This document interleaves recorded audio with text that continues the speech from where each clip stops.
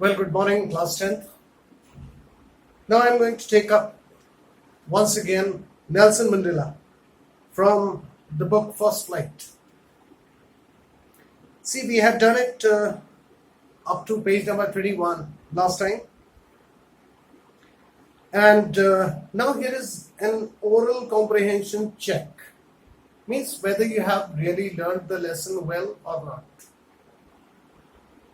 और उसके लिए यहाँ पे ओरल कॉम्प्रिहेंशन चेक है. Comprehension means understanding, oral means verbal.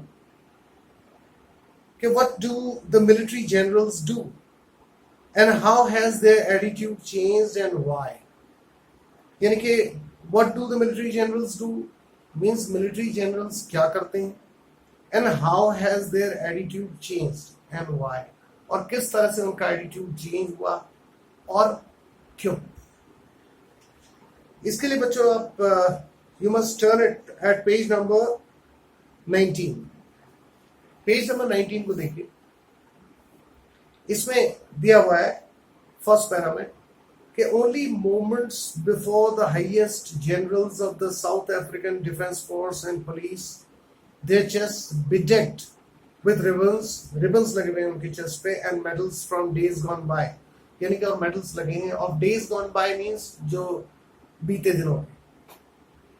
Saluted me and placed their loyalty, यानी कि दे सल्यूटेड मी, क्योंकि अब रिपब्लिक फॉर्म होने जा रही है, एक डेमोक्रेसी फॉर्म होने जा रही है उनके यहाँ, और इसलिए उन्होंने सल्यूट करा क्योंकि मिलिट्री लॉ नहीं होने वाला है यहाँ डेमोक्रेसी है. तो क्योंकि ये एक पीपल्स लीडर है एंड एन इलेक्टेड रिप्रेजेंटेटिव है, वहां के चुने हुए रिप्रेजेंटेटिव हैं, इसलिए उन्होंने सल्यूट किया एंड प्लेस्ड देयर लॉयल्टी, और अपनी लॉयल्टी, अपना फेथ जताया, यानी कि पॉलिटिकल लीडरशिप में.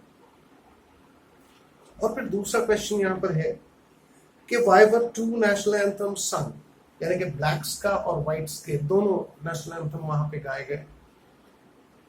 It is called the politics और the policy of inclusiveness. Inclusiveness means जहां आप सबको इंक्लूड करते हैं, और साउथ अफ्रीका एक ऐसी सोसाइटी बनने जा रही थी कि जहां सभी लोगों को बराबर का अधिकार मिलता. तो इसीलिए वहां पे व्हाइट और ब्लैक्स के दोनों के नेशनल एंथम्स गाए गए. और ये आपके ये पेज 19 ही है, और सेकंड पैराग्राफ में है कि the day was symbolized for me by the playing of our two national anthems and the vision of whites. Vision होता है यानी कि दूरदृष्टि, दूरदृष्टि. और इसको लिखा हुआ है इन्होंने अफ्रीकन में, नकोसी सिकलेल अफ्रीका, एंड ब्लैक सिंगिंग डायस्टेम. और ये वाला जो पहले दिया हुआ ये व्हाइट्स का नेशनल एंथम था, और दूसरा जो है वो ब्लैक्स का था. The old anthem of the Republic, यानी कि although that day neither group new the lyrics, हालांकि उनको लिरिक्स वगैरह पता भी नहीं थी, उसके शब्द भी नहीं पता थे, याद भी नहीं थे, लेकिन फिर भी ये मायने रखता था कि दोनों नेशनल एंथम्स को वहां पे इंक्लूड किया गया. तो इस बात को यहाँ पे, इस बात का जिक्र किया गया है. अब आता है कि थर्ड क्वेश्चन है कि how does Mandela describe the systems of government in this country in the first decade, यानी कि पहली दशाब्दी में. दशाब्दी कहते हैं बच्चों 10 वर्ष के समय को, उसे हम अंग्रेजी में डिकेड कहते हैं. तो डिकेड, फर्स्ट डिकेड में और फाइनल डिकेड में किस तरह से उस बारे में उन्होंने कहा है ऑफ द 20th सेंचुरी के. तो इस पे आप आ जाइए, यह है क्वेश्चन नंबर 3. इसको भी आप इसी पेज में 19 में देखिए कि in the first decade of the 20th century, a few years after the bitter Anglo-Boer war के बाद, and before my own birth, मेरी बर्थ से पहले, the white skin peoples of South Africa patched up their differences, यानी कि उन्होंने patch up कर लिए थे अपने डिफरेंसेस, यानी कि उन्होंने मामला सुलझा लिया था. एंड इरेक्टेड अ सिस्टम, और एक सिस्टम खड़ा किया था of racial domination against the dark skin people, के रेशियल डोमिनेशन रहेगा उनका against the dark skin peoples of their land, own land, कि जो काले लोग हैं यानी कि नीग्रोज जो हैं उनके प्रति वो अत्याचार करेंगे. ये मतलब बाय लॉ अप्रूव्ड था, इस चीज को कह रहे हैं. और फिर अब इसके अलावा इसके उलट दूसरा, क्योंकि उन्होंने कहा कि लास्ट डिकेड में क्या हुआ, तो उन्होंने दिया कि now in the last decade of the 20th century and my own 8th decade as a man, और मेरे अपने 8वें डिकेड एज अ मैन, यानी कि 80 सालों में के आसपास जो मैं हूँ, ऑक्टोजेनेरियन हूँ। ऑक्टोजेनेरियन कहते हैं बच्चों, मैं बता चुका पहले भी आपको कि जो लोग अपने 80 के दशक में जी रहे होते हैं, that system had been overturn, यानी कि ये सिस्टम ओवरटर्न कर दिया। क्या सिस्टम ओवरटर्न कर दिया कि केवल वाइट ही रूल करेंगे और ब्लैक जो है वो दबाए जाएंगे उनके द्वारा। इसको ओवरटर्न कर दिया, यानी कि बिल्कुल पलट दिया फॉरएवर, हमेशा के लिए, and replaced by one that recognise the rights and freedoms of all peoples.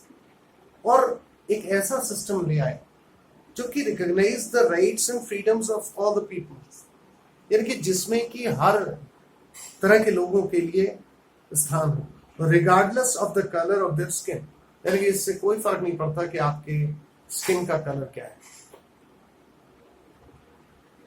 तो ये चीज इन्होंने बताई है, ये क्वेश्चन नंबर 3 के आंसर में।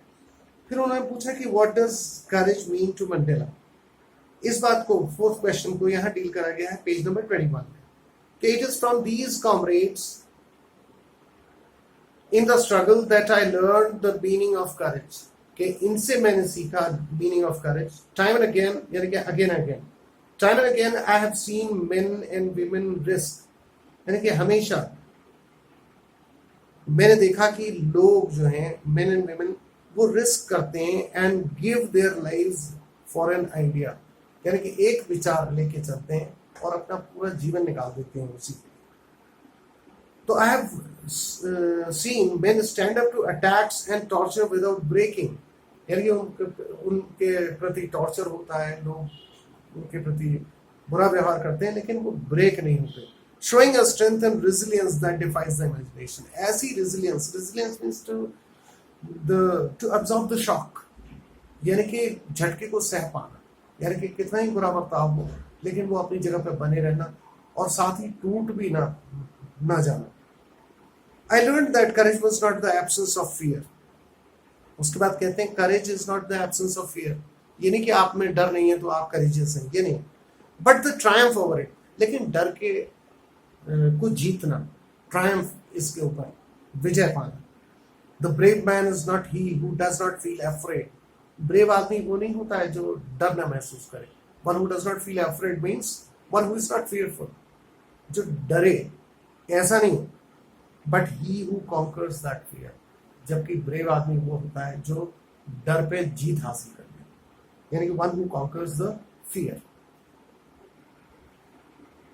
Now the last question here that is asked is, which does he think is natural, to love or to hate?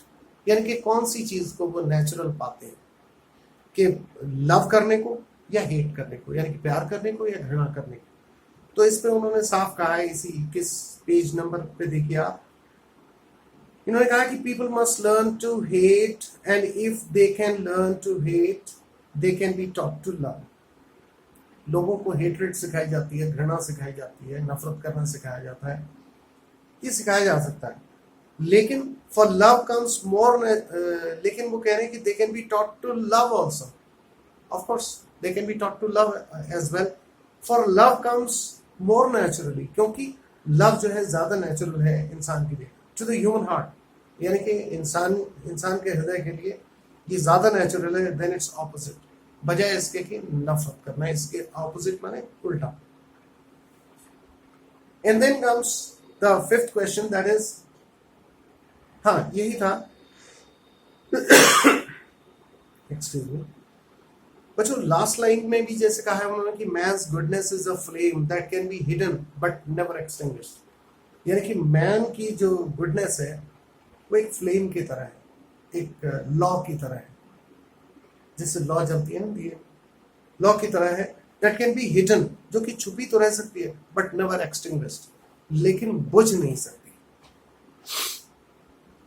तो बच्चों ये मैंने ये जो बीच में क्वेश्चन आंसर्स आए थे उनके बारे में बात की यहाँ पर, और उसके बाद फिर दोबारा से, क्योंकि ये काफी बड़ा हिस्सा अभी रह गया है, ये एक लंबा लेसन है।